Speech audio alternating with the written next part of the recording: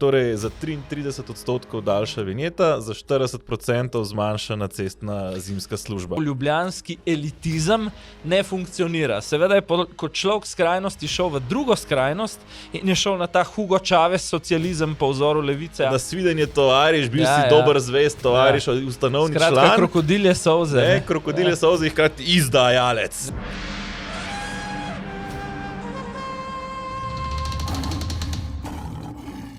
Dobrodošli v tedenski safari, podcast za leve in desne, pa tudi leve in besne. Ja, pozdravljeni v prvi oddaji leta 2026, ki jo poleg seveda vseh rednih gledalcev spremljajo tudi Tina Gaber, ki išče ideje za svojo novo kolumno, pa Nataša Pirc-Musar, ki razmišlja, komu podeliti mandat po parlamentarnih volitvah, ki jih je najavila. Gotovo sta tokrat zraven tudi Matej Tašner Vatovec in Matjaž Han, sicer pa najprej Peter se spodobi, v novem letu prva epizoda.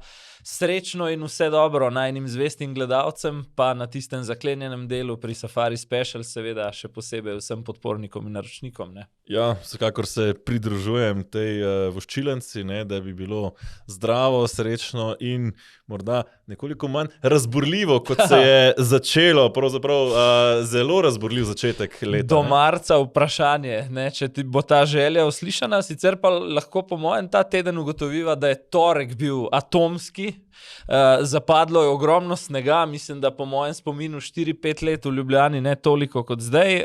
Matej Tašner Vatovec je na presenečenje vseh celo Aste Vrečko prestopil, zamenil stranko in kot vodja poslanske skupine Levica prestopil SD, in Nataša Pirc-Musar je razpisala redne volitve za 22. marec. V bistvu je Matej Tašner Vatovec Nataši Pirc-Musar ukradel šov. Skoraj, da bi lahko rekli tako, ja, ampak veš, na kaj me je tork pa v bistvu še najbolj spomnil, Ko sem gledal najprej zvečer dobesedno rovovske bitke na Celovški cesti po Ljubljani, pa potem gledal zvečer okrog 8:30 še neverjetne, katastrofične prizore na avtocesti proti Primorski. 5 ur mislim, da je bila takrat vožnja od Ljubljane do Kopra. V bistvu me je to pomnilo, kaj naprimer je Dars. Dars očitno ni več samo nek servis za državljane, ki skrbi za avtoceste. Dars je v prvi vrsti politični plen postal v tem mandatu, in druga stvar, ker smo zdaj pred volitvami, je ena ogromna agencija za zakup, predvolilni zakup medijskega prostora, o čemer še bova v nadaljevanju epizode. Skratka, vse samo tisto, s čemer bi se res morali ukvarjati, to pa ne. Ja, v bistvu jaz sem v torek razmišljal, že v ponedeljek sem užival, ko je padel jaz sem zelo rad sneg, bom kar tako povedal, in sem bil vesel, zelo sem bil vesel, da je padel končno. Pa še tudi lepo je, lepo, zima, ta prava, in me je že imel, da bi rekel, pa folk, a se lahko nehate pritoževati. Razburjati. Sneg je, Slovenija je alpska dežela, sneg je padel po dolgih letih prvič zares orang. Pejte malo ven se sankati, ne vem, kje pa tu živite. Ampak kaj pol ugotovim?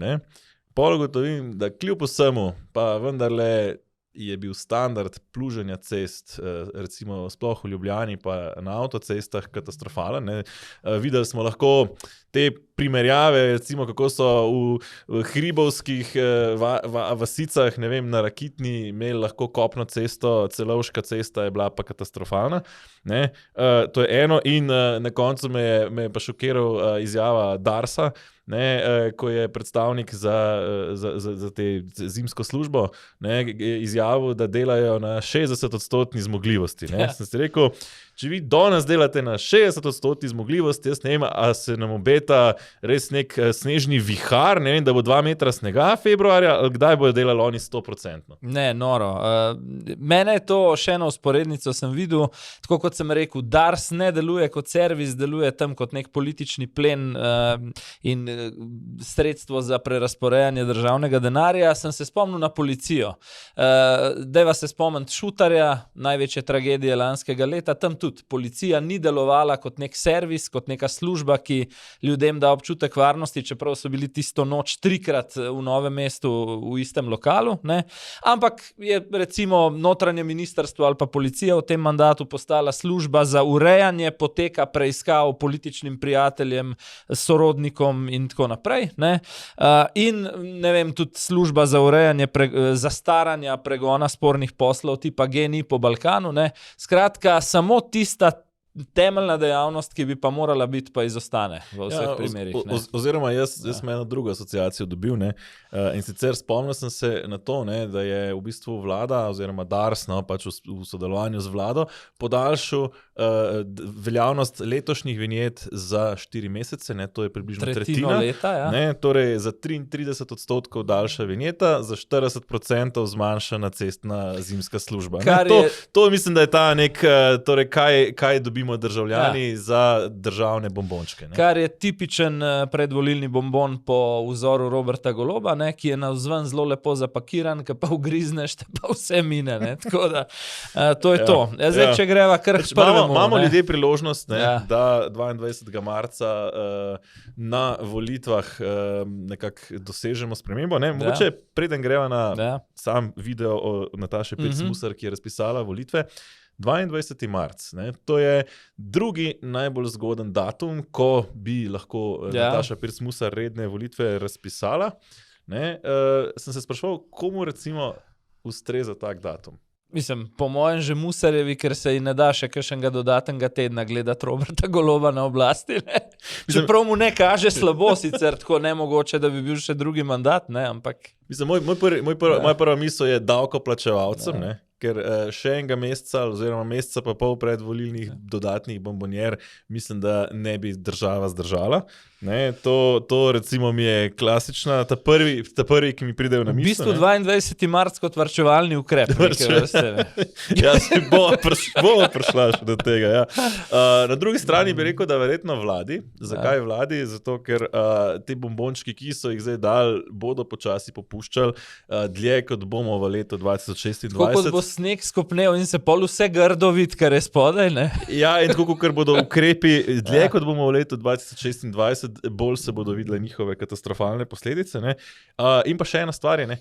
Bolj kot je kampanja zimska, manj gre na roko tistim, ki bodo hodili po terenu in bolj gre na roko tistim, ki bodo obvladovali medije in socialna omrežja. Veš, kaj je še en zanimiv vidik? Banalen, sicer, ki bi pa celo znal na udeležbo, pa mogoče tudi na rezultat vplivati. To je vikend, ko se tradicionalno v Planici zgodijo skoki vsako leto. Ne? Tako da... morda pa planiški čudež. Ne? Ampak poglejva, kaj je Nataša Pirc-Musar povedala ob najavi razpisa volitev. Želela bi si, da Republika Slovenija vlado dobi čim prej. Zato sem pri sebi nekako že sprejela odločitev, da bom mandat za sestavo vlade podelila tistemu, ki bo prinesel 46 glasov. Ja, mislim, to se zdi na videz čist legitimna odločitev, je pa treba vendarle povedati, ne, da je to odmik od prakse Boruta Pahorja, ki je mandat vedno podelil po avtomatizmu relativnemu zmagovalcu. 2014 je bil to Cerar, 2018 Janša, 2022 Golob, s tem, da je 2018 Janša se za ta mandat zahvalil, ker je ocenil, da pač nima možnosti sestaviti koalicije. Jaz osebno bom rekel, da sicer težave v tem, kar je predsednica rekla, ne vidim in se strinjam z njo, da ta pristop, da v bistvu, kako bi rekel, glavni favoriti za sestavo vlade sami pridejo, ne, ali pa nekdo prvi pride s 46 podpisi, verjetno res lahko pospeši oblikovanje vlade po volitvah. Kaj praviš? Pospeši, morda ja. Zdaj, vprašanje je pa, mislim, eno je, da pospeši sestavljanje vlade, drugo je pa vpliv na volilni sam proces. Ne? Konec koncev ne samo ta, ki si jih omenil Borut Pahor, ne, tudi Danilo Türk je recimo najprej ponudil priložnost Zoranu Jankoviću leta 2011, ne, ki se je potem tudi moral zahvaliti za mandate in je potem vlado sestavil Janez Janša. Ne? Tako da neka odklon od demokratične prakse, ki smo bili do zdaj vajeni, to vsekakor je. Mislim, da je tukaj bolj še čutim, bom rekel, prav specifično nek tak antijanšističen naboj Nataše Pirc Musar, v smislu, ker kaj sporoča Nataša Pirc Musar? Mal si mi snel z jezika, sem da bi jaz rekel, da pri njej čutim ne samo antijanšistični, celo tudi antigolobistični, klele zraven. Ja, do neke mere, čeprav zdaj, kaj sporoča pravzaprav Nataša Pirc Musar, nič skrbeti, če Janša zmaga volitve, v smislu leta 2018, recimo, ko je bil Janša v konkretni prednosti, čeprav verjetno v tako veliki prednosti letos ne bo, pa vendar bomo videli, ne skrbeti, če Janša zmaga volitve, saj bom zagotovila, da bo mandat dobil tisti, ki bo pač sestavil vlado in če se bodo vsi, ki se te dni zaklinjajo, kako spet ne bodo šli z Janšo, držali svoje besede, potem pač v bistvu levici ni treba skrbeti in lahko pač mirno gredo na volitve. Bi se dal prebrati tudi tako, ampak vidim pa malo drugače od tebe, sem si tudi jaz eno svojo tezo okrog tega, ker je predsednica v torek rekla, klele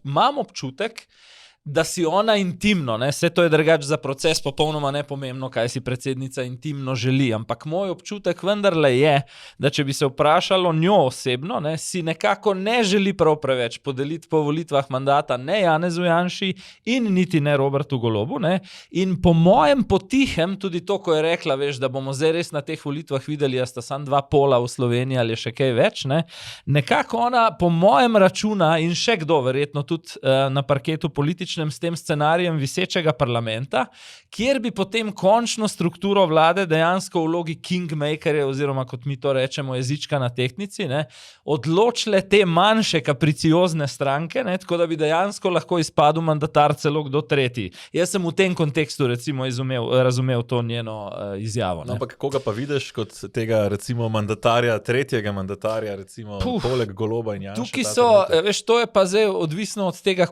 katera stran po volitvah glede na matematiko krvavo potrebuje. Naprimer, zelo hipotetično, levi nujno potrebujejo Anžeta Logarja, ki kapriciozno reče prav, ampak pod ceno tega, da jaz vodim to kompozicijo. Potem na drugi strani, ne vem, si izjemno lahko, sicer to je znanstvena fantastika, meni danes, ampak je pa res, da smo se nagledali v 30 letih marsičesa, vidim, da si izrazito želi biti, ker je do zdaj je že nekajkrat presegel to mejo financiranja 1% z lahkoto, vidim, da si izjemno želi biti jeziček na tehnici v kapitalskem smislu Zoran Stevanović. Bom kasneje, ko bova analizirala prva ta predvolilna soočenja na Pop TV-ju, še kaj rekel na to temo, ampak vidim to strašno željo, da bi nam on izbral naslednjega premijeja. V bistvu. Zoran Stevanović ima izjemne apetite, ampak recimo realno ne po premijejskem položaju, to pač potem ne more segati. Meni je tle vprašanje recimo, kako daleč bi se lahko prebil kakšen potencialen tretji mandatar, lahko pa se vedno zgodi, tudi to, da če se več strank nekako ne bi mogli zmeniti, kateri od predsednikov bi vodil, da najdejo nekega tehničnega. Tega sicer kroga res še nismo v Sloveniji vzeli, pa tekel, kakšna Italija ga je in tako. Italija ga je, na Hrvaškem se je zelo hitro to klavrno končalo takrat z Oreškovićem, ki so ga prepeljali z Kanade kot vrhunskega ekonomista v času, mislim, da tam finančne krize. Pa potem so se stranke zelo hitro nekako pobrale ven iz te koalicije. Jaz ti moram reči, da glede na konfuzne, kaotične razmere na političnem parketu dobra 2 meseca pred volitvami, tega scenarija letos pri nas sploh ne bi izključil, da bo mandatar na koncu nekdo, o katerem midva do marca skoraj nič ne bova rekla. Mislim, ker zanimiva bo tudi situacija. Zdaj, Matjaž Han je ob prehodu Mateja Tašnerja Vatovca v stranko SD, pa bom naredil mogoče tle že kar prehod most na veliko temo. Naslednjo temo, je izjavil eno stvar, ki je pa precej pomenljiva. Mejro bova spet omenila v tej epizodi.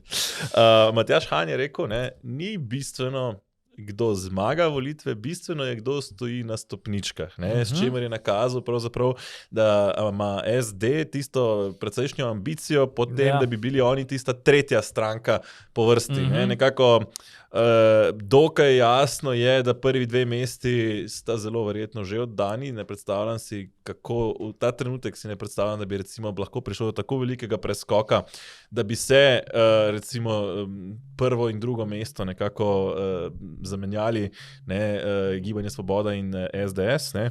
Ampak tretje mesto je tisto, ki pravzaprav bo verjetno zelo ključno. Ne.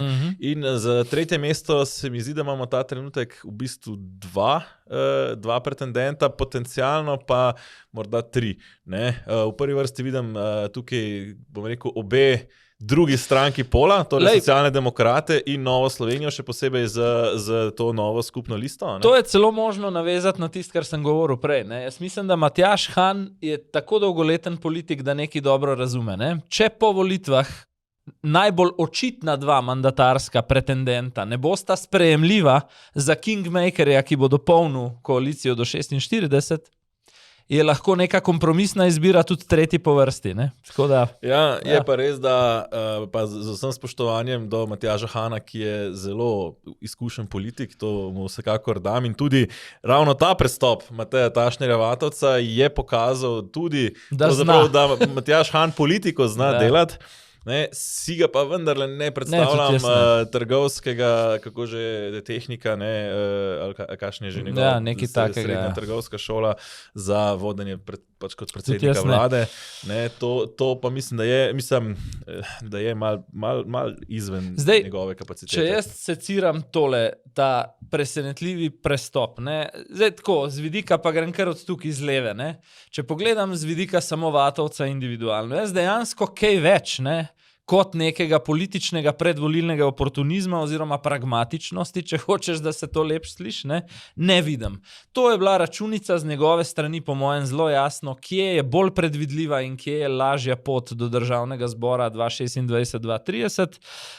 In rekel bi tako, za stranko Levica na kratek rok to ne spreminja nič. Imajo krasen simbiotičen odnos na vladi, torej stopničko nad državnim zborom med Mescem in Golobom. Ne, Mesec je v bistvu Golobov glavni ideolog, tako da tukaj se ta 2 meseca do konca mandata ne spremeni nič. Ne. Na drugi strani SD, ki si omenil Hana, to je pomemben simbolni znak, simbolni kapital tudi za odhod na volitve. Ne. S tem so v bistvu povedali nekaj, kar mi vsi vemo, ne, da so tradicionalna stranka, ki bo trajala tudi, ko Levice ne bo več. Ne. Dober signal torej zanje pred volitvami, obregnil bi se edino ob Hanovo domnevno metaforo, da je to Messi v poslanski skupini. Zdaj, če je mislil, ne, da je to nekdo, ki je že rahlo izven forme, v letih rahlo odebeljen in samo še igra za dobro plačo v Združenih državah Amerike, pol se mu ni najbolj posrečna ta primerjava. Mislim sicer, da Han ni mislil te primerjave, je pa res, da jaz mislim, z vsem spoštovanjem do Vatovca, ki je pokazal, ne, v resnici znotraj poslanske skupine Levica daleč največ politične spretnosti od vseh ostalih. Ne, sem šel prav gledat, ne, zdaj, poslanska skupina Levica ne bo še razpadla, ima še 3 poslance, kar je spodnja meja, ne, 3 so minimum, da sploh lahko imajo poslansko skupino. In v tej trojici, ne, so ostali Nataša Sukič, ne, ki je še nekako najbolj izpostavljena, najbolj znana in se večkrat tudi oglaša, ampak izpade kot strašno zoprna stara mama, vsakeč, ko se oglasi. Ona je v bistvu Vatovcu skoraj da stranki, no? Ko je Vatovc zdaj šel napisala nekrolog na Facebooku. Jaz sem, ko sem tisto bral, kaj je Nataša Sukič napisala, sem rekel, pa to je nekrolog. To bi mogel v delu s črnim rogom objaviti. V bistvu, ne. Točno to, ne, napisala je pa v smislu, zelo mi je zanimiv ta schizofren pogled stranke na Vatovca, ker so hkrati bili na svidenje tovariš, bil si dober zvest tovariš, ustanovni član. Skratka, krokodilje solze. Ne, krokodilje solze, hkrati izdajalec. Tako da, mogoče sam še to, ne, se pravi, ko so jih pri tem nekrologu, ne, mi je bilo zanimivo, v tej revolucionarni drži, ne, je v bistvu izstop, ne, oziroma prestop hujši od smrti, ne, se pravi, on če bi umrl, ne, bi bilo lažje. Bom rekel, večji nekrolog, ne, zdaj je pa v bistvu za njih Vatovc manj kot mrtev. Dajva pogledati par izjav, ki so padle o tem prestopu, pa pol še pokomentirava. Dobrodošel v naši stranki. Tvoj prihod pomeni za moje pojme bistveno krepitev za možnost zmage na levi sredini. Tukaj je izdal stranko zaradi svojih osebnih in političnih koristi. Mateja dolgo poznam, skupaj sodelujemo 12 let. V tem času nikoli in nikdar ga nisem slišala izreči, da je socialdemokrat. Razumemo v celotni poslanski skupini, da je tokrat predsednik to moral voditi zelo tajno. Vem pa, da to ne pomeni, da ni zaupanja med nami. Gotovo njegov politični kapital, bi rekla pa, da se je precej zmanjšal. Ne gre za vprašanje, kdo je kaj naredil narobe. Gre za mojo osebno odločitev, za katero sem si vzel kar nekaj časa. Ja, jaz bom najprej Asto Vrečko pokomentiral in to v kontekstu te izjave na koncu, Kavato odsprav, vzel sem si kar nekaj časa, dobro sem pretehtal, ta poteza je zorela, ne? In potem vidiš povsem nefiltriran odziv tisti dan, ko je to prišlo, se pravi torek v javnost, ne? Asta Vrečko gre nefiltrirano s to obtožbo izdajalstva v medije izjemno čustveno. Ta čustvena dimenzija kaže, da dejansko do zadnje sekunde ni vedela za to, ne? In da jo je stvar dejansko presenetila ravno toliko kot nas, ki to gledamo od strani. Zdaj, jaz bi rekel, da to največ pove o njeni kapaciteti za vodenje katerekoli stranke, pa čeprav se ji reče levica, ne? Ker to, da nekdo očitno mesece razmišlja o prestopu, se verjetno vmes na tako majhnem političnem parketu, kot je slovenski, tudi dobiva, najmanj z Matjažem Hanom, če ne s kom drugim, ne? In da niti ne sumiš, da se ti kaj v stranki čisto pri vrhu z vodjo poslanske skupine dogaja, meni je to padec na testu vseh političnih kompetenc, ne? To je že treba reči. Ja, jaz mislim, da to kaže, da je levica dobesedno pred razpadom. Ja. Ne? Na eni strani mi je všel Miha Kordiš, Tako. Potem so na kongresu skušali nekako dajati vtis, zdaj smo pa se pobrali in bomo kot Die Linke v Nemčiji po odhodu Sare Wagenknecht napredovali na 8%, zdaj mi je všel vodja poslancev, daleč najbolj sposoben poslanc, ne sem že rekel prej, ostale so Nataša Sukič, ne?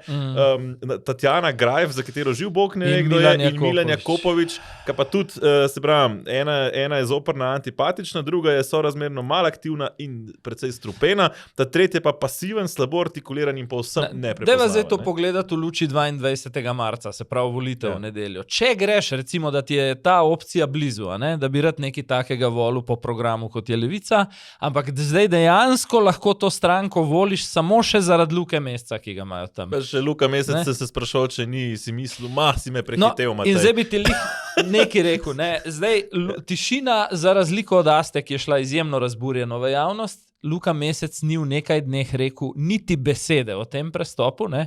Zdaj vsi bi rekli, molči zaradi tega, ker je on naslednik, ki gre ven. Mislim, da je tudi Janez Janša tweetnul, Mesec je naslednji.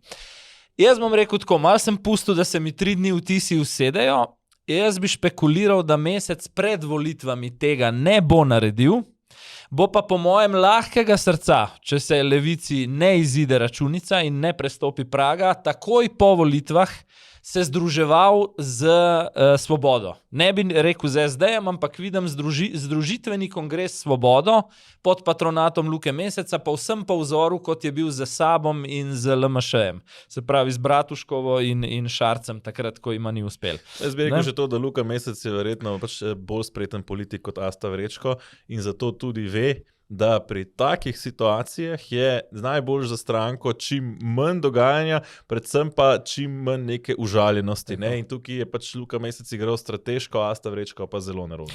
In zdaj, ko omenjam potencialno združevanje Levice z Svobodo po volitvah, bi ti rekel, da poslušal sem tudi druge komentatorje, analitike ta teden, nekako so vsi ostali pri tem, da so pokomentirali dogodek kot neko osebno ambicijo Vatovca, pa kot spretno potezo Hana, pa da master plana na levi strani od zadej ni. Jaz se tukaj ne bi popolnoma strinjal, ali pa vsaj vidim neke obrise potencialnega master plana za temi dogodki.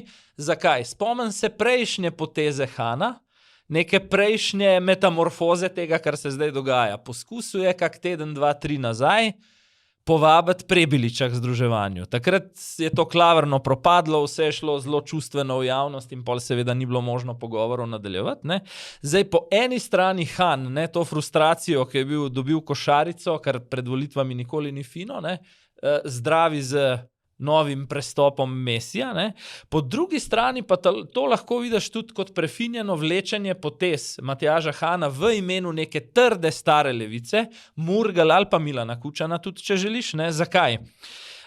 Po mojem pa vendarle zelo podrobno gledajo teh 7-8 tednov pred volitvami ankete javnega mnenja, kjer je bilo že nekaj časa očitno, da dve levici, torej Kordiševa in ta levica Mesec Vrečko, ne bosta mogli hkrati v parlament, plus še prerod Vladimirja Prebiliča, ki bo na soočenjih gotovo zrastel.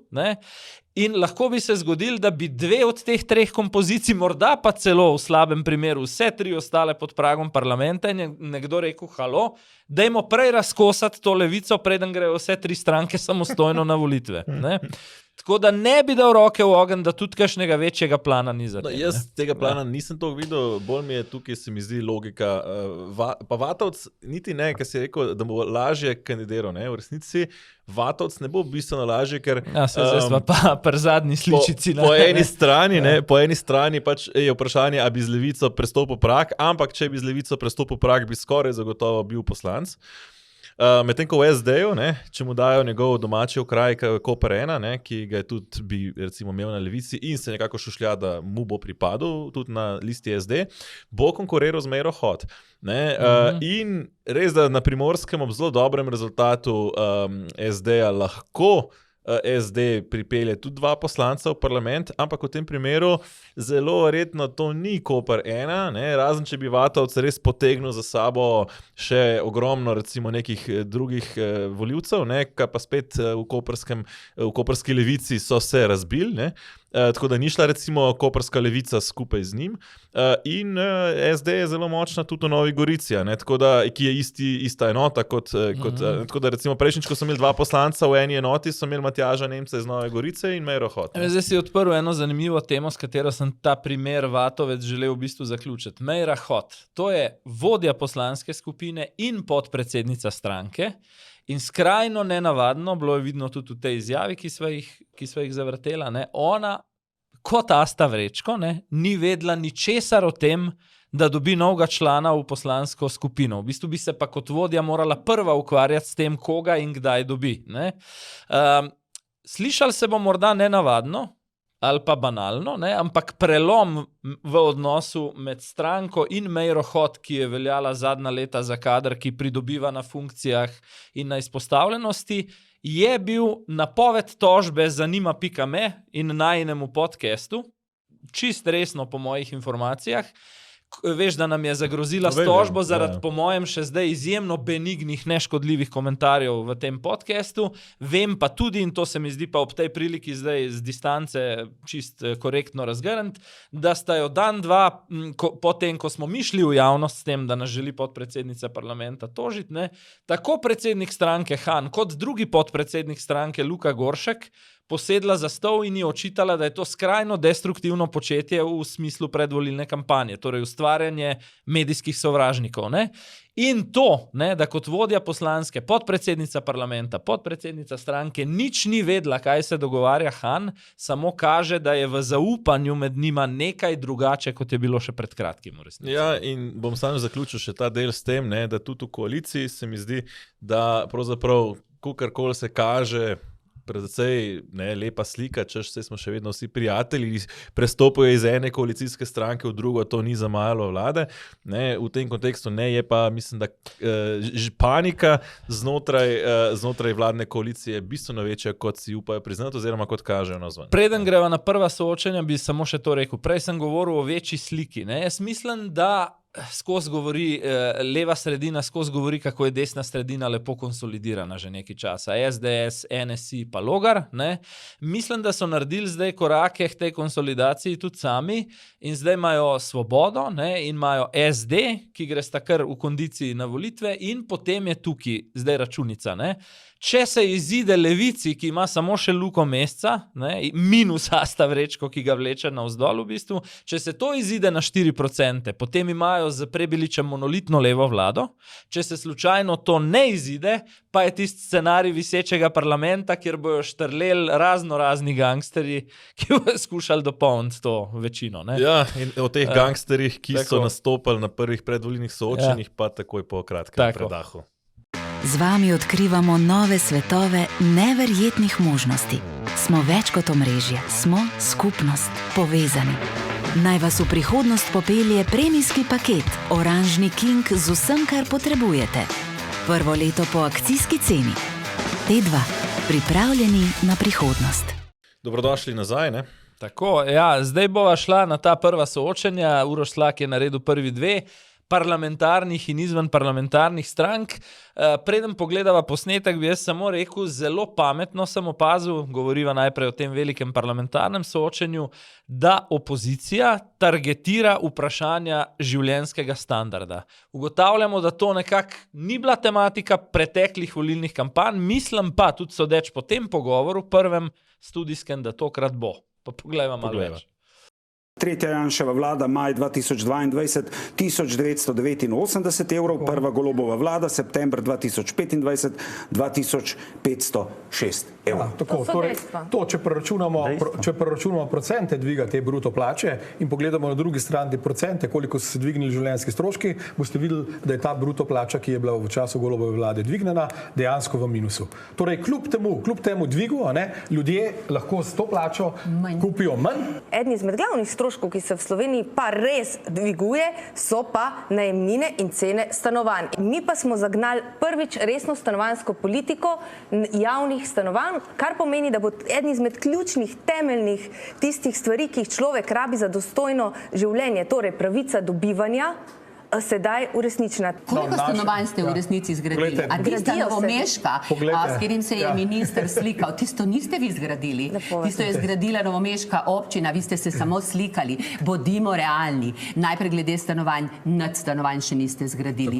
Drugo. Oziroma vse, kar so zgradili, je bilo zgrajeno na podlagi iz naše vlade. Drugo, dolgotrajno oskrbo ste najprej ljudem na zalogo denar pobrali. Zdaj pa ljudje ne vejo sploh, kaj jim za ta denar pripada. Zmedli ste jih. Drugo je pa treba še tudi povedati. Ampak ljudje tudi poslušajo vaše izjave, vaše stranke in stranke SDS in zaradi tega se veliko ljudi sploh ni vključilo v dolgotrajno oskrbo in potem je bilo pa res treba vsakemu posebej razlagati, ker se niso mogli vključiti. Pazi, 23,000 vlogah za dolgotrajno oskrbo, kjer si jih bil sposoben zdaj do januarja obdelati, mislim, da 6 ali 7 tisoč, ker ne dela informacijski sistem in se vse to delali na roke, izjaviti, da se ljudje niso prijavili v sistem, ker jih je opozicija prestrašila, je izjemen dosežek. To je prvo, kar moram čistko situacijsko pokomentirati, sicer bi ti pa rekel nekaj. Mislim, da že to prvo predvolilno soočenje ta velikih, kaže, da se vladi sesuva čist vse, s čemer je sicer mislila zganjati ta programski del PR kampanje pred volitvami. Namreč, če grem mal samo v leto 2025, Robert Golob se mi zdi, da je eno blazno klofuto streznitveno doživel takrat, ko mu je padel tist referendum izredne pokojnine, umetniški dodatki. Takrat je Slovenija mu zelo jasno povedala, da ta njegov ljubljanski elitizem ne funkcionira. Seveda je kot človek skrajnosti šel v drugo skrajnost in je šel na ta Hugo Chavez socializem po vzoru Levice, Aste Vrečko in Luka Meseca, ki ga pa ni znal prepričljivo speljati, oziroma mandat je bil že v 3. letu in je bilo prepozno. Zdaj poglej, kaj se je zgodilo. Gospodarska rast je bila napovedovana 2%, 2,5% za lansko leto, na koncu je bila 0,8%.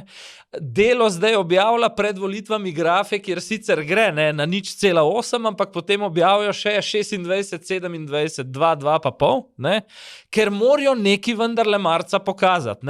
Imajo na naslovnici graf, ki gre navzgor, čeprav je šlo v resnici 2 leti vse navzdol. Potem manipulira se, to sva videla tale tak z bruto plačo, pri čemer seveda noben ne pove, da struktura v brutu so jo povečali tudi davki, ki jih je 1,5 milijarde več na leto, kot jih je bilo. Zdravstvo, če pogledaš, teli plastični rekonstrukcijski kirurgi odhajajo iz javnih bolnic, ortopedi odhajajo, ustavno sodišče jim je vse, na čemer je reforma slonela, se pravi te dvoživke, to so jim vse pohodili.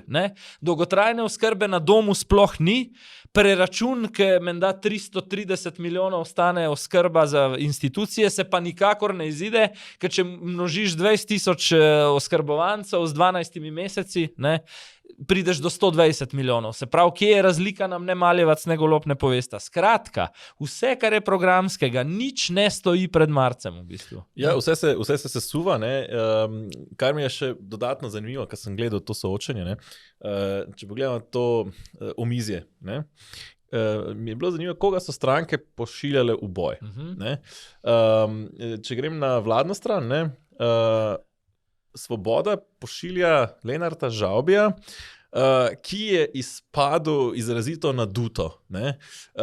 Prav tista neka elitistično večvrednostni kompleks je dobesedno tolko iz njega, manipuliral pametnjakovičev, ne, z raznimi nekimi številkami, češ kako je on najbolj pameten, ampak hkrati izjemno odbijajoč. Ne? Na drugi strani Asta Vrečko, njegov antipod, ne, živčna, niti neartikulirana, ne, in SD recimo pa zelo premišljeno Luka Goršek, ne, zelo spreten. Luka Goršek se mi zdi, se zelo dobro zna držati nazaj, ne, da se ostali stolčajo in potem on pride nad tem, kot nek višje od, ne, torej nekdo, ki je nad temi spori in prepiri ne pride v situacijo, ko bi se mogel braniti, ampak v bistvu zelo nedefenzivno potem nastopa pokroviteljsko do ostalih. Tako, ne, in če pogledamo opozicijo, ne,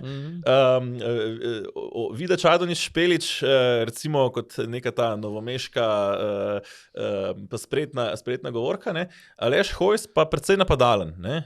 Tle mi je tudi zanimivo, recimo, da je Aleš Hojs v prvem planu, ne, ki se je pa nekoliko umiril v primerjavi s tem, kaj je bil prej, ampak vendarle še vedno precej napadano. Ne, in mislim, da je to tudi se mi zdi neka najava približno, kaj lahko pričakujemo od volilne kampanje, ne, od Svobode, neko blazno pokroviteljstvo, ne, in predvsem tudi izjemno zavajanje, izjemno manipulacijo s podatki, ne, od Levice neko histerijo, od SD-ja distanco od vlade, distanco od opozicije in probati naskakovati to tretje mesto. Zanimivo, pri Levici bo kolikrat bo šel v žerjavico po Kostan mesec, se mi vedno bolj zdi, da za dirty work je Asta, ne? Mesec pa nekje v ozadju. Že na pol z eno roko v Svobodi. Ne? Pričemer imam občutek, da to mesec tako spretno dela, da Asta misli, da je ona šefica in da zato ona. Tako, ja, bi se strinjal.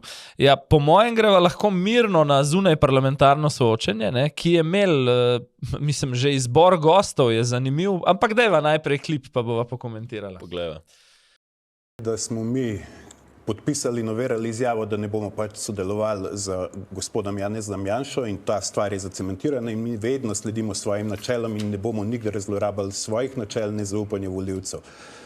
Drugi tega pač niso naredili. Marsikaj se v kampanji pove, pa se potem po volitvah preoblikuje. Mi smo imeli stranke, ki so zrasle na antijanšističnemu naboju, tako kot je bila SMC, pa je na koncu končala z njimi v vladi. Mi tega ne bomo nikoli naredili, mi smo se zavezali z pravnim dokumentom, da tega ne bomo naredili, nihče drug pa tega pač ni naredil. Vse ostane pa sam na besedah. Mislim, zakaj sva izbrala ravno ta klip? Iz dveh razlogov, po mojem. Eno je, da se je na tem manjšem, recimo zunaj parlamentarnem soočenju, pokazali, da izven teh programskih točk, ne, se pravi, kaj je z zdravstvom, kaj je z gospodarstvom, dolgotrajno oskrbo, davki in podobno, se bo bitka v tej kampanji predvidljivo spet bila na tem, kdo bi rad šel z Janšo in kdo bi šel z Golobom in tako naprej. To je ena, ne. Stvar, drugo, kar pa sem opazil prav v tej izjavi, je pa Stevanovič je ugotovil, ne, izrecno je rekel samo, da ne gre z Janšo in da ima celo notarsko overjen dokument, kjer se je to zavezal, ne. On v bistvu s tem daje signale levim omrežjem. Prej sem rekel, da si želi končno tega mainstream preboja. Do zdaj mu je prag financiranja, torej 1% ali pa 2%, zagotavljala priljubljenost na Facebooku. On za kaj več, za 3-4% potrebuje mainstream medije. Pomislva, kdo mu jih do marca 2026 lahko zagotovi. Lahko mu samo Golob odpre določen medijski prostor, ne? Zato je po mojem premeteno ugotovil, da je treba zganjati antijanšizem, da bo dobil več medijskega prostora do 22. marca. Ne? Ja, jaz bi glede Stevanoviča rekel še to, da je še kaj drugega premeteno ugotovil. Ne, poleg tega, da si je zračunal od prejšnjih volitev, da zgolj anticepilski naboj in proti ukrepom v covidu ni več približno ne dovolj, oziroma že takrat ni bil dovolj, zdaj pa sploh ni več dovolj. In je šel zasedati neko to pozicijo libertarno-suverenistične stranke, ki pravzaprav je nobene druge ta trenutek v Sloveniji zares ni. Je pa res, da mislim, da Zoran Stevanović vse prej kot pooseblja te vrednote, ne, še posebej, ne, ko govori o korupciji in tako naprej. Ne, mislim, da je ta zadnji, no, ki bi o tem imel prav veliko zapovedati. Ne. Je pa res to, ne, skupaj z Miho Kordišem sta odličen par, ki izganjata tako hudo demagogijo, da jo pravzaprav in voditelji in ostali členi soočenja pravzaprav sploh ne morejo zares odbiti, ker je to tako globoka demagogija in pri Kordišu in pri Stevanoviću, da res se je Anže Logar v bistvu po moje počutil, da se je znajdel nekje na nekem čudnem planetu, medtem ko je bil tam vmes direktno med Kordišem in Stevanovićem poseden. Kakor to komu grozno mogoče zvenel, ne, ali pa, ne vem, bizarno, ampak jaz mu pa dajem ta hip prednost pred ostalima dvema, recimo, ki tudi izkazujeta veliko želje vedno tradicionalno, da bi odločala o barvah koalicije po volitvah, pred Karlom Erjavcem in Zmagom Jelinčičem. Ta hip se mi zdi, ne, in po meritvah javnega mnenja in tudi po medijskem prostoru, ki ga vendarle korak po korak začenja dobivati v neki izhodiščni prednosti. Ne? Tako da, po mojem, bo najbližje kadarkoli do zdaj. No? Je pa to zelo nevarno. Mislim, da se niti ne zavedamo v smislu, da cenik Zorana Stevanovića je nekaj drugega kot cenik kot Zmaga Jelinčiča, recimo v kakšni pretekli vladi. No? Bom pustil tle na tej točki. Dva sva omenila, ki bi tudi lahko bila za tem omizjem, pa jih ni bilo, ne? Se pravi Jelinčič pa Erjavec, sta bila pa dva, ki jih ne bi nujno v tej kompoziciji pričakoval, pa sta bila tudi vabljena na to neko kao manj pomembno soočenje, in sicer Anže Logar in Vladimir Prebilič. Zdaj tako, ne? Seveda nobena od strank, ker sta novi, ni parlamentarna, ampak pravniki bi rekli, recimo vsaj za Logarjeve demokrate, ne, ki imajo 3 predstavnike v parlamentu, da bi recimo na nacionalni televiziji verjetno kvalificirali za parlamentarno stranko. Jaz mislim, da Logarjevi demokrati bi kvalificirali po vseh, se pravi glede na prejšnja leta, na prejšnja soočenja bi zagotovo Logarjevi demokrati morali biti v parlamentarnem soočenju. In tudi ne, pri Prebiliču se je že kdaj vzel kriterij za kakšen nastop, da je parlamentarni tudi tisti, ki ima evropskega poslanca, ne, tako zdaj, če gledava. In mislim, da je napovednik tega, da sta oba pristala v drugi ligi, dajmo reči v narekovajih, ne, lep pokazatelj, na kaj lahko v tej krasni novi medijski krajini Roberta Goloba računata do marca 2026. Ne. Ja, in ko so že pri krasni novi medijski krajini, ne, največji dnevni časopis v državi, ne, oziroma njegova priloga Ona Plus je bogatejša za novo kolumnistko, ne,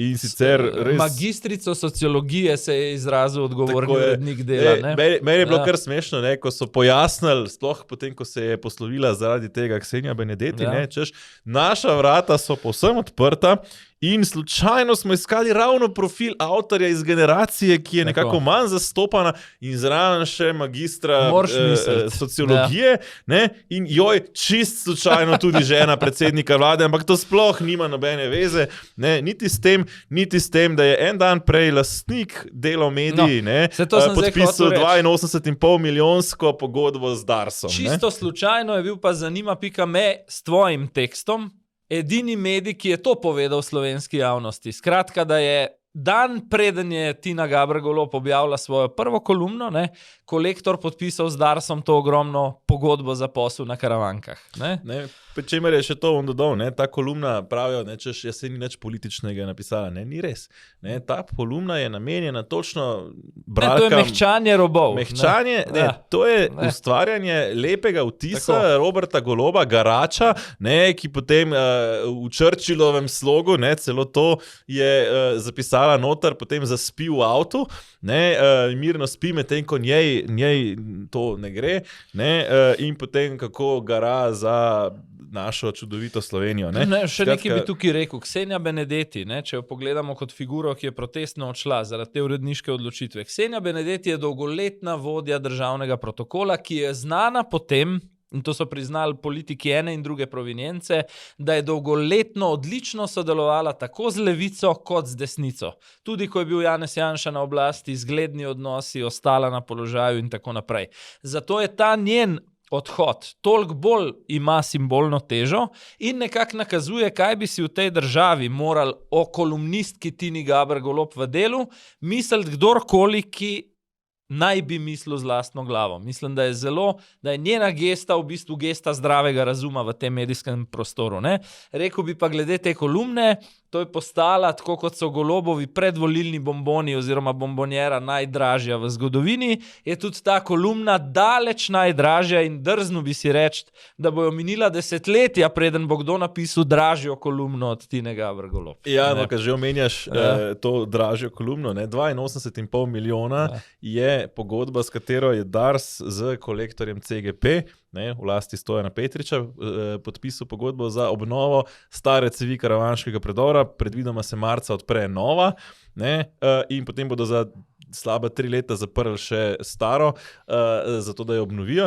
In pozor, res, da je sicer bilo vmes malo inflacije, pa vendar, 98 milijonov je stala tista prva, se pravi ta druga cev, da so jo izvrtali in dokončali, za obnovo že izdelanega predora, pa so plačali pogodbo 82,5, pri čemer smo lahko še posebej ob Darsu, ki ga vodi Andrej Ribič, prepričani, da to še ni zadnja. Jaz bi se na to temo obregnil sam še ob pojasnilo Tine Gaber Golob, ko je potem že Benedetijevi odgovarjala že drugič na Facebooku, da je dobila vabilo k pisanju od simpatične novinarke One Plus. Mislim, kdor to verjame, ne vem, se uščipne, če je buden ali sanja ali kakorkoli, ker ti jaz povem, sem bil tudi na Siolu nekaj časa, VD odgovornega urednika, pa sem bil kar precej časa na Planetu, pač za takšne stvari, kot so neki novi voditelji, neki novi formati ali pa novi komentatorji, kolumnisti, je najprej v prvi fazi pogovor med lastnikom in odgovornim urednikom, res pa je, da se potem ponavadi da ta operativni korak, da nekdo nekoga pokliče nekomu, ki preprosto od novinarjev ima to številko v svojem imeniku, da izpade stvar čim bolj benigno. Ampak seveda ni šla ta novinarka na lastno pest iskati nove kolumnistke. O medijih še nekoliko več v naročniški epizodi, nisva pa še čisto končala, Robert Golob je tudi nadaljeval svojo medijsko. Sej mrgoleli so drugač povsod, Boštjančič je bil, to bom še prej navrgel, pri Marcelu v ponedeljek zvečer, kamer je prišel ponosno najaviti, to je bila cela prva minuta pogovora, da zdaj je januar in da on ima na podatek svež od 31. decembra, namesto planiranih 1,8 milijarde primanjkljaja, jim je uspel na 1,7 prijeti, si moraš misliti. Ja, kar je 1,5 milijarde več kot lani. Ampak Golob, zdaj še to zanimivo, Golob zdaj bo seveda hodil tudi po podcastih, normalno, sej to v bistvu daje celemu podcasterski sferi neko novo težo in mislim, da iz kampanje v kampanjo bo samo še večja, ampak izbral si je kanal Po politiki, vodi ga Izak Košir, če se ne motim, po mojih informacijah gre za omejen serial pogovorov, po mojem špekuliral bi, ne vem pa tega, ravno do volitev, financiral pa naj bi ta projekt po nekih mojih informacijah Ministrstvo za kulturo. Se pravi, je v bistvu šel Robert Golob najsproščen intervju Hasti Vrečko na nek način, če tako vzameš, in povedal nekaj, kar pa moram reči, da celo za arogantnega Goloba, ki smo mu zadnje čase priznali, da se je malo počlovečil, presega vse razumne okvirje, pa naj si gledalci sami ustvarjajo mnenje o tem. Ste pa, lahko rečemo v navednicah, sodelovali pri tako imenovanem Šuterjevem zakonu, kjer so podprli vaš zakon tudi v stranki SDS in v stranki NSI. Najprej nekaj ponosno povem, da nisem samo sodeloval pri pripravi tega zakona, ampak si ga dobesedno lastim. Bil sem glavni pobudnik in tudi glavni arhitekt tega zakona. In sem na to ponosen. Podpora desne opozicije je bila simbolična. Koalicija bi sama ta zakon lahko potrdila in šele ko so videli, da bomo potrdili ta zakon sam, so se čisto nekateri od njih, ne večina, majhno število poslancev obeh opozicijskih strank, se je simbolično pridružilo temu zakonu, zato da jim ne bi kdo kasneje očital, da niso bili na strani ljudi. Mislim, kdaj si nazadnje slišal predsednika vlade, da reče, kateregakoli v zgodovini, da reče, da si nek zakon dobesedno lasti in da se ima za glavnega arhitekta zakona. Zdaj, bom samo tehnično najprej. uboga država, kjer so premijeji arhitekti zakonov, ker se v vsaki resni demokraciji s tem najprej pravniki pa strokovne službe ukvarjajo, preden dobi politika tisto zaključno glazuro na nek zakon, ne? To je eno, ampak dajmo pogledati, na kaj točno je to v bistvu Golob ponosen. Se pravi, ponosen je, če gremo v skladu z dejstvi, da je 2,5 leti tiščal v predal in se na vse načine upiral zakonodajnim spremembam, ki so jih že zdavni predlagali župani Dolenjske. Ponosen je, da je potem zaradi tega prišlo do tragedije in da je družina izgubila očeta, brata, sina in tako naprej, partnerja. Ne? Ponosen je, da je potem sprejel na hitro ta rokohitrski zakonodajni paket in ga populistično poimenoval po žrtvi oziroma po družini, ne? To je pa največja ironija, ki še danes v bistvu ne ve, kdo je storilec tega kaznivega dejanja. Ja, in ponosen je na zakon, ki je imel, mislim, da 33 členov pa 30 amandmajev, potem, ko so ga vložili, ki ga je pravna stroka raztrgala, češ, da gre dobesedno za kršenje človekovih pravic in tako dalje, v bistvu neke pravne varnosti, ki naj bi jo ravno Golob prinašal v Slovenijo, kot sam pravi, ne? In jaz samo upam, da bo ponosno prevzel tudi posledice takrat, ko recimo bo ta zakon se izkazal za recimo zelo problematičnega, naprimer, ko se bo enostavneje prisluškovalo ali pa, ne vem, posegalo v zasebnost in tako dalje, pač ljudem, ki prej to ni bilo mogoče. Ne? Skratka, en kup razlogov za ponos. Res bi omenil od te medijske ofenzive Svobode in vlade pred volitvami samo še šefa policije Damjana Petriča pri Tanji Gobec v nedeljo, kjer je bila pa, ko sva ravno zdaj bila pri Šutarju, totalna damage kontrola. On je tam prišel, sicer je govoril 15 minut približno s Tanjo Gobec, ampak prišel je povedati 2 stvari.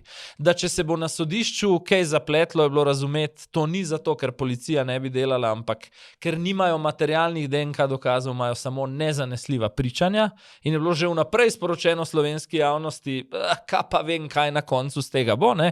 In drugo, da slučajno ne bi kdo pomislil, da je Šutarjev zakon v bistvu neučinkovit, je rekel, ne, se to so bile nujne spremembe. To sta 2 stavka, kjer je prišel šef policije politično obrant predsednika vlade v prime time oddajo v bistvu. Ja, no zdaj, zanimivo je pa to, ne, da se pa obrtniki počasi obračajo, ne, oziroma začenjajo spoznavati, da če se ne bodo malo bolj obrnili, kot so se do zdaj, ne, pravzaprav, da jim grozi še en mandat točno tega, kar jih duši že zdaj in da še enega mandata tega ne bodo preživeli. Ne, to je kar nekako splošna mantra, ko prideš med poslovneže, ne govorim samo o teh stanovskih združenjih, tako kdorkoli se v Sloveniji ukvarja s poslom, ti reče, da še 4 let te logike ne bo zdržal, pač, da bo zapiral, odpuščal, se s čem drugim ukvarjal in tako naprej. In bo tista delova gospodarska rast, ne bo se odbila, bo šla lepo po trajektoriji naprej.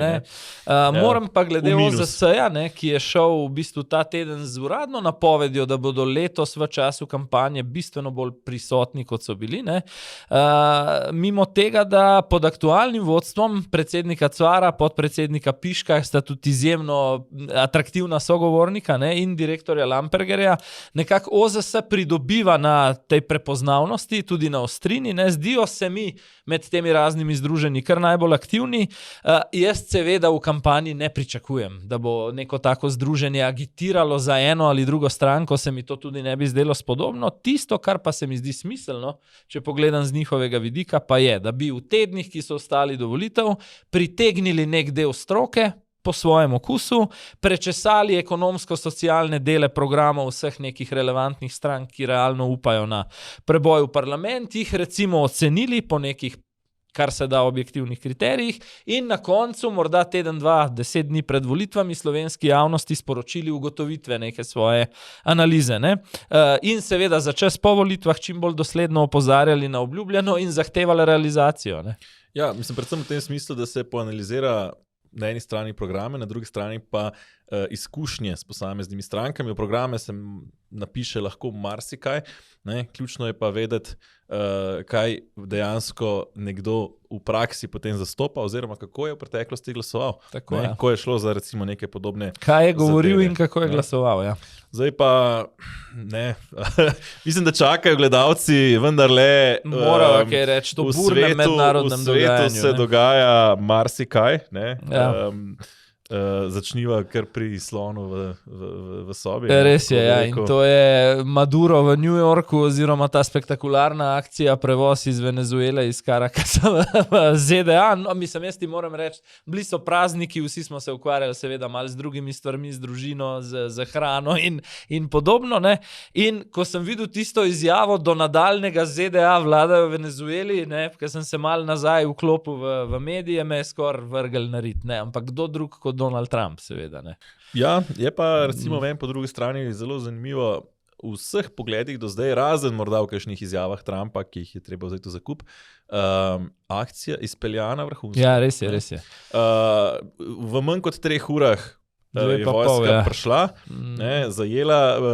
zajela Madura. Zadeve niso niti izpeljali kot napad na državo, ampak kot asistenco pri aretaciji narkokartelarja. Se pravi, v bistvu so šli skupaj z vojsko civilni predstavniki organov. To je pravno zelo premeteno, ker bi jim potem kdo težko očital vojaško intervencijo v drugi državi. Tako, v tem kontekstu izjemno. Druga stvar, pustili so na oblasti zdaj podpredsednico Venezuele, torej desno roko bi lahko rekli, Delči Rodriguez, desno roko Madura. In niso recimo ustoličili sicer neke marionete, vodje opozicije, recimo Marije Corine Machado ali pa Eduarda, ki je bil kandidat opozicije na prejšnjih volitvah, verjetno zmagovalec volitev, ki jih je potem Maduro ukradel. Marsikdo ob to razume kot izdajo demokratičnih vrednot. Jaz recimo to ne vidim tako, oziroma ne še, bom to rekel, ne še. Zakaj ne še? Seveda, je v igri venezuelska nafta, pa geostrateške pozicije, Kitajska, Rusija, Kuba in tako dalje.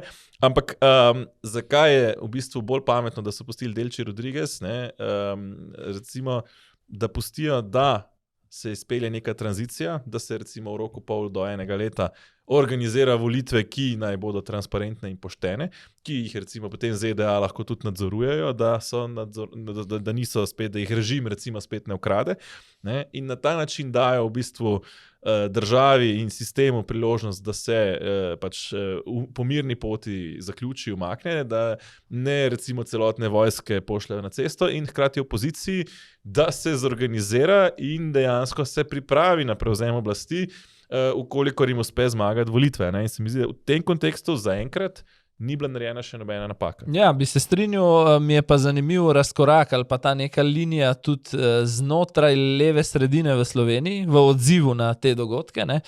Sem opazoval, redko kdaj sta složna, skoraj nikdar, Golob pa Nataša Pirc Musar pa sta tokrat bila zaskrbljena nad kršitvami standardov mednarodnega prava, kar, po črki zakona je nekje na meji, seveda to posredovanje, ali pa recimo zunanje ministrstvo pod Tanjo Fajon, najdlje je seveda šla Levica in Asta Vrečko, kjer je to nedopustno oblast legitimnega predsednika, malo da ne je bilo rečeno Venezuele, da so takole odpeljali v bliskoviti akciji v Ameriko, pri čemer se je popolnoma pozabil, da Evropska komisija, Bruselj, Slovenija tudi, slovenska oblast, ni Madurovega režima nikdar priznala kot legitimnega. To je bilo popolnoma izpuščeno v velikem delu tudi v medijskem poročanju.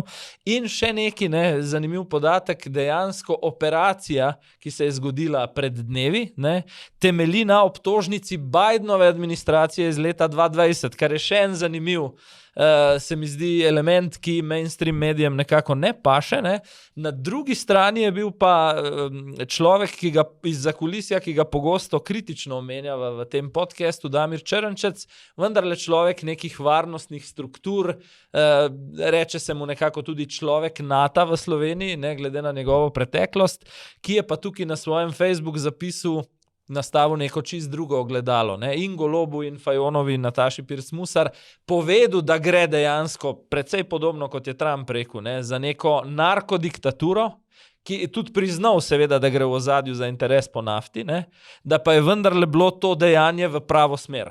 No, mislim, ob tem lahko dodamo samo še to. Seveda gre za interes po nafti, pač v tem primeru ameriški, prej je šlo pa za kitajski, pa za ruski interes po nafti. Tako da v resnici tisti, ki očitajo imperializem, pač ne bodo toliko iskreni, da je pač en imperializem zamenil drugega oziroma tretjega. Ja, tako. Tako da v tem kontekstu je pa zanimivo, da se nekako kot domine padajo, recimo zdaj je na meji ta trenutek, ko snemava, še težko rečemo, kam se bodo stvari zapeljale, je pa res, da že od 28. decembra potekajo množični protesti v Iranu, ki se stopnjujejo.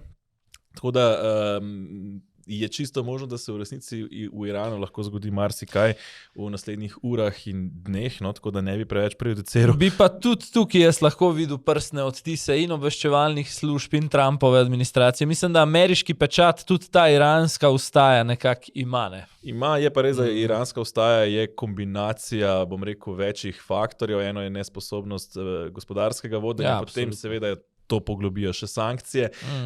Velik problem Iran ima trenutno z vodo, ker imajo hudo sušo, zmanjkuje jim vode, grozi jim celo, da bi recimo Teheran ostal kompletno brez vode. Ne? In ko vse to sešteješ, pa še bez ljudi nad diktaturo, ki jim vlada, ne nazadnje moralna policija in tako dalje, strašljivo mi je gledati, ko pogledaš slike Irana iz 60-ih, kako so ženske recimo sproščeno hodile po ulicah, pa zdaj, ko jih dobesedno malo ne ubijajo, oziroma kakšno tudi zares ubijajo, če nima pravilno nameščenega hidžaba in kakšen pramen las izven tega pogleda. Ne. Tako da to bo zelo, zelo zanimivo. Ne. Poleg tega recimo Grenlandija se zdaj veliko omenja, kjer pa mislim, da gre Trumpu predvsem za to pogajalsko izhodišče, da bo od Danske izpogajal nekoliko več svobode pri zaščiti Amerike. Gre v bistvu za zgodbo, da želijo po moje kakšen dodaten raketni ščit namestiti na Grenlandijo. Ne? Jaz bi to redno epizodo sklenil, pa vendarle s par tvojimi vtisi. Novo leto si preživel v Ukrajini. Jaz moram reči, prebral sem reportažo, ki si jo napisal. Tisto, kar se me je dotaknil, ker je bila spet vidna razlika med tem, kaj bereš v mainstreamu, pa potem tvoj osebni vtis. Jaz dobim kot, priznam, relativno občasen in površnejši bralec zunanje političnih tekstov, nekako vtis, da v Ukrajini so v vojni, ampak recimo v večjih mestih življenje dokaj gladko teče naprej, ni nekega tega neposrednega frontnega občutka spopada in tako naprej. No, ko sem prebral v tvojem tekstu, da recimo na Silvestrovo glavni trg v Kijevu je mrknil brez elektrike, dobesedno praktično v temi, sem rekel, mater, napačno si predstavljamo, kako to zgleda. Ne? Mislim, da si iz dveh vidikov napačno predstavljamo to, in sicer napačno si je predstavljati Kijev kot tisto vojno cono, kjer bombe padajo levo, desno, in napačno si je to predstavljati kot mesto, kot vsako drugo. V bistvu je trenutno situacija tam taka, da ne nazadnje pogosto so po noči recimo, ali pa tudi čez dan dobiš te alarme, nikoli ne veš, kam to leti, a je balistična raketa, a je dron, kaj je. Na koncu pade pač marsikje. Ni zdaj to, da bi rekel, da si zdaj smrtno ogrožen, sploh če greš v zaklonišče in tako dalje. Tako da se ne bi rad, da bi kdo razumel, kot da se imam za kakšnega vojnega dopisnika iz frontne črte ali kaj podobnega, daleč od tega. Po drugi strani pa to ni simpel živeti, v smislu živeti pa ne samo na Silvestrovo. Praktično jaz sem bil 4 dni v Kijevu, recimo, pač elektrika je bila ali pa je ni bilo. In si prišel in je pač nekaj časa bila. To je nekaj tacga kot z našim proračunom pod Boštjančičem. Ne, v resnici je slabše. Oziroma bolj predvidljivo, ker imaš ti celo aplikacijo, kjer lahko prebereš približno, kdaj boš imel elektriko in kdaj ne. Po drugi strani pa to je tako, elektrika je, 8 ur na dan mogoče. In potem mrkne in potem cela četrt mrkne, vključno včasih s semafori, recimo, ali pa z podobnimi zadevami, potem si ljudje pač naštimajo agregate, pa je na ulici precej nekega hrupa agregatov in tako dalje. Ampak recimo celi deli mesta enostavno v temi. Ne? In v primerjavi recimo z aprilom, ko sem bil prejšnjič v Kijevu, ne, je ta situacija recimo pa zdaj v zimskem času opazno slabša, še posebej jaz sem prišel ravno dan po velikem napadu, ne, ko je tudi so napadali recimo toplovod, ne, so napadali električne postaje in je bila ta situacija recimo pač opazna, no, da ni elektrike, hkrati pa recimo vendarle mesto teče dalje, ne? Javni promet teče, metro teče, avtobusi vozijo, restauracije recimo delujejo, ne pač na agregat, če ne drugo, ampak recimo trgovine so odprte in tako dalje. En detalj, ki si ga na fotografiji tudi prikazal v tej reportaži, vse še enkrat vabim, da jo poiščete na portalu zanima.me. Metro, ne, omenjaš oba seveda in vsi poznamo iz številnih evropskih mest in velemest sisteme podzemnih železnic, ne, pa vendar običajno se po enih takih položnih stopničkah spustiš iz ulice dol, no tukaj sem videl, da se kot v rudnik dobesedno voziš zelo navpično dol. Ne? No, to je stvar bivše Sovjetske zveze. Bivša Sovjetska zveza je v vseh večjih mestih gradila metroje tudi kot jedrske bunkerje, zato so res globoko, pa ni to edini, mislim, da je tudi v Moskvi tak, v Bakuju recimo je bil zelo podoben, sem ga videl živo recimo, no, v Moskvi še nisem bil, tako da, ampak menda je tak, no, in še v kakšnem drugem mestu, tako da to je predvsem ta zgodovinska vloga metroja v hladni vojni predvsem. No. Bo pa še kakšna reportaža, ni bila to zadnja, no, oziroma sva klepetala minule dni o tem in lahko potrdim, da so številne zanimive stvari, o katerim se nam res tukaj tok 1000 kilometrov stran v Ljubljani niti ne sanja. No. Tako da na zanima.me na zanima.me, evo, prihajajo še par tekstov iz Ukrajine. Sicer pa evo, pika na i redni epizodi, ne, in zdaj napoveva še seveda redno sobotno jutranjo epizodo za naročnike in podpornike, Safari Special. Tokrat jaz bi rekel Golobova predvolilna medijska sestavljanka. Medijska konsolidacija Goloba pred volitvami. Nekako nakazala smo že v redni epizodi s Tino Gaber. Gremo pa še nekoliko globje, tako da ne zamudite, sobota zjutraj se vidimo. Nasvidenje.